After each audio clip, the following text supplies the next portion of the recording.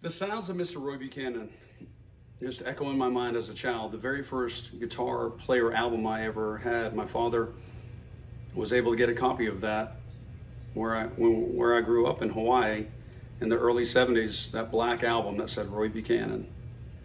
And man, hearing that old telly, Mr. Roy was playing, cranked through a Fender Twin with that reverb, that piercing highs and the strings and those bends and that wailing sound. It's just ingrained in my musical mind, and it still is. It's a kind of music and a tone that you don't get to use much anymore. There's no call for it. It was very unique to Roy, and my gosh, just incredible. It changed my life, and matter of fact, so much so that I would want an old Fender because of him, an old Telecaster. And I went down the Groom Guitar in the early 80s, walked in there, and it was back when Broadway was all boarded up, and there was 4 old tellies in the back there. Weren't many instruments in Groom at the time, but just a handful of Telecasters.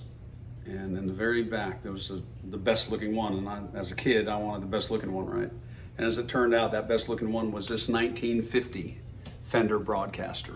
I'm so thankful that I didn't know anything about a Broadcaster, who did, and in the early 80s, all this stuff wasn't worth what it is today, but this was built in 1950 on November 17th, initialed by Leo Fender on the neck. So this is a Leo Fender assembled Broadcaster. And man, it's been a part of my life for a long time, as are the sounds of Mr. Roy Buchanan. So on that black album, there it says Roy Buchanan, there was a song called Sweet Dreams. It was a Patsy Cline classic. And man, it's just a song that till this day, I can't help it. That's just it's one of those songs that just is in my musical mind forever, ever. And it's the sounds of how I hear it. Tell you, I don't get to play this stuff much, like I said. So on the very beginning of the song, there was this cool swell, volume swell that he did, introing the song. And Mr. Roy, evidently, he just, figured all this stuff out. That generation of people were creating things that would, change the face of the world for guitar players like us. But he was a master at those knob swells, volume, tone, both of them. So check it out. I haven't worked this up in any way other than made a little loop to just kind of get reminiscent of some Roy Buchanan. So I hope you enjoy this effort. Let's see what we get today.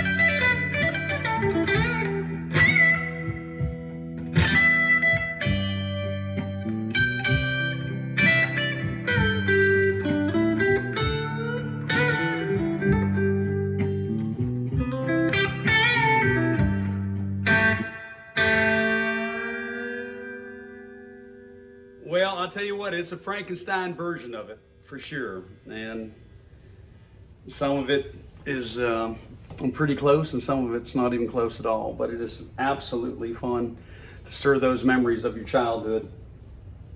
I can't help it, man. I just love it. It's good to pull out these instruments and stir the memory around.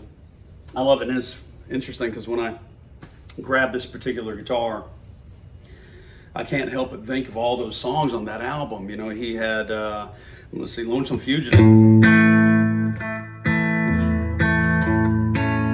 Down every road, there's always one more city. I'm on the road, the highway is my home. And then he had...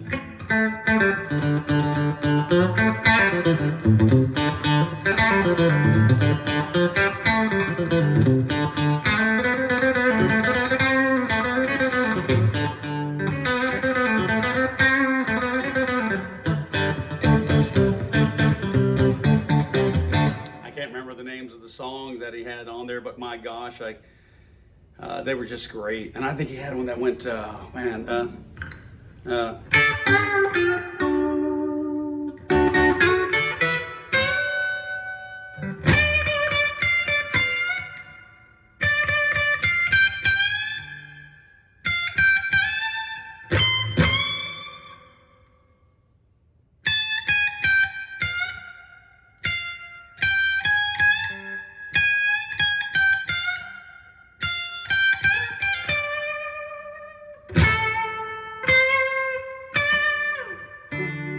what a song. I don't even remember what the name of that one is, and that's just rolling through the index of how the songs went on there. I think it was like an 8-song album. But anyway, all that can say, I can sit here all day and try to figure these songs all out. And I hope you enjoyed that Roy Buchanan effort, and I hope you enjoyed some of the sounds of those Roy Buchanan riffs and tones that I'm trying to achieve, especially when you get one of these in your hand. I'll tell you what, it's an extra treat. God bless you all for watching and listening, and thank you for doing so.